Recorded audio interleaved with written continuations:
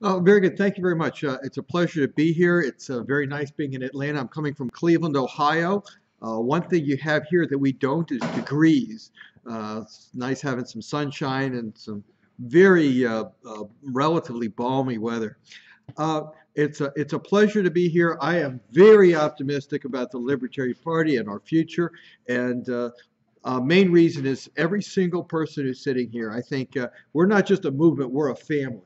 I think for the most part, we love each other. Sometimes we hate each other, but we work together. We have common goals, and it's great having you all part of the family. One problem I see among libertarians in the party is that people try to compare us to the Republicans and the Democrats, and then they get kind of disheartened.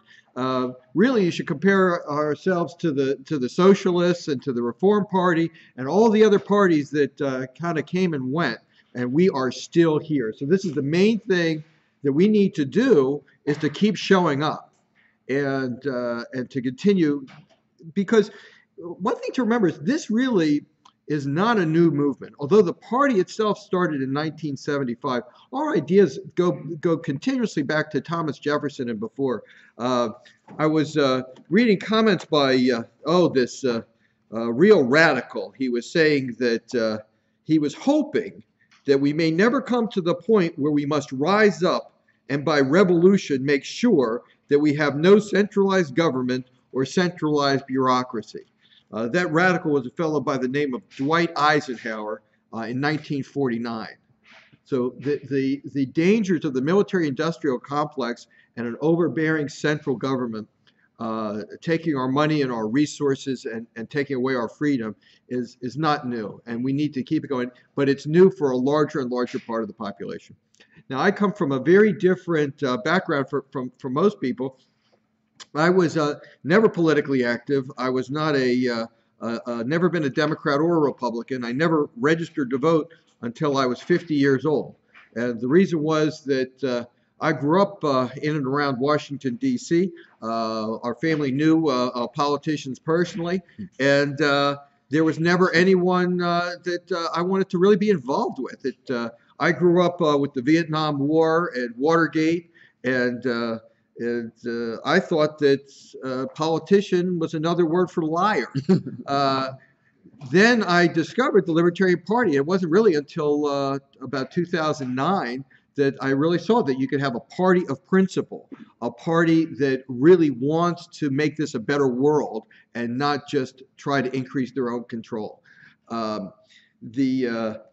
criticized a friend who was associated with the Libertarian Party. I said, you know, I looked at your website. You don't have a full slate of candidates in 2010. You should have a full slate of candidates because people are getting sick of the Democrats and Republicans.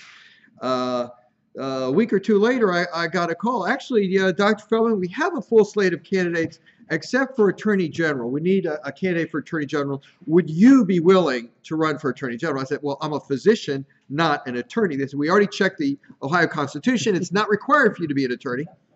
What had happened was Libertarian Party had made some success in the court and got the ballot access, but had a very short time span to get candidates. And I think because I was already a physician at the Cleveland Clinic, I think they thought I was at least pre-vetted, that there wasn't going to be any terrible things come up in my background. And also getting an attorney general candidate can be difficult because attorneys tend to have two kinds of clients, Democrats and Republicans. So getting someone to that may be putting off a good part of their constituency was difficult. So I told them, you know, I'm a busy physician. I really don't have time or extra money to spend. They said, if you're willing to fill out the survey, sign the forms, we'll get the petitions for you. We're going to do about 5 events around the state. If you're willing to participate in those also, that would be great. So I did. I spent almost no money. I spent really not so much time campaigning, but I was on the ballot, and I got just about 3% of the vote, over 100,000 votes, which is far more than my friends and family. So I think that this is what set me up for, as you have found, that really this is not about money, that we have a message, and people can pick up on that message. It doesn't cost money to send out a message. A very good example is the campaign of David Bratt versus Eric Cantor, who was I believe the minority leader, where he had raised they're both Republicans. It was in the primary. Mr. Cantor had raised $5 million, whereas Mr. Bratt only raised $200,000.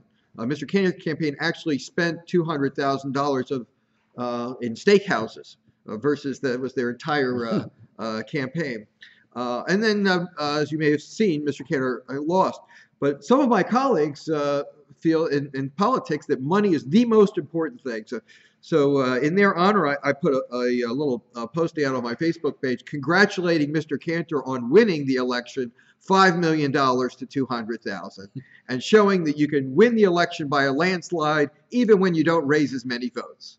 So that as a show that really this is not about money. So my campaign is not about personality. It's not Marc Allan Feldman for president. It's votes not for sale, because I'm not accepting corporate funds. I'm not accepting PAC money, and I encourage anyone to donate. However, all individual contributions are limited to a maximum of $5. So you haven't heard it from any other campaign, but I'll tell you, I have enough money to run my campaign the way I want to run it.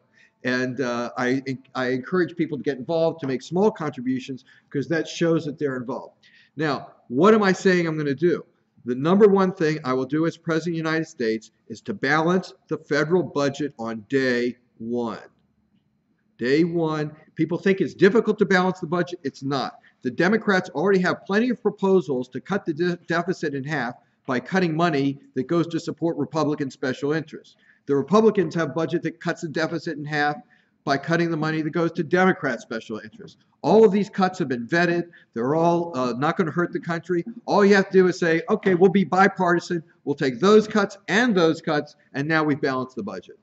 Now, for those of you who would like to pay down the debt, we just have to take one more step and cut the budget from those things that are a special interest that support both parties, like the sugar industry. I apologize if the sugar industry is, I don't know if Georgia has a big sugar industry, but I think as libertarians, we feel that these industries can stand up on them by themselves and they don't need government assistance. And certainly their candidates don't need their assistance.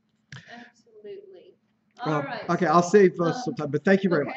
Yeah. First